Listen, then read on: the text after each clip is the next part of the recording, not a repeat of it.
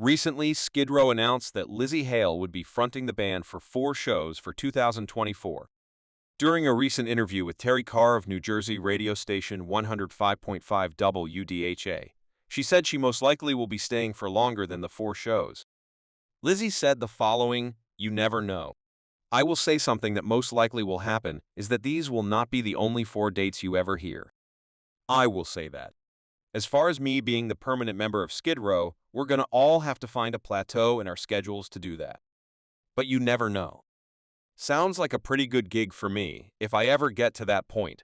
Lzzy Hale also talked about how she listened to them growing up, and said the following: "I was always kind of an in-betweener in my interest in music. So in the 90s, and like 96, it was Boys to Men and Mariah Carey, Backstreet Boys.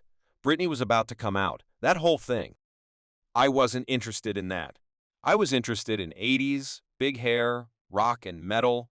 I loved Alice Cooper, Black Sabbath, Cinderella, Journey, Skid Row. And as that transition happened in the 90s, where all of a sudden I started getting into heavier music, a lot of the bands, except for a very small group of bands, helped me with that transition.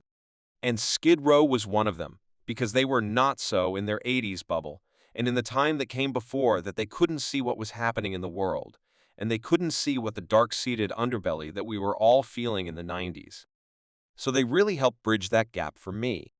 I can honestly tell you right now that I would not be the rocker that I am today without Skid Row and those albums.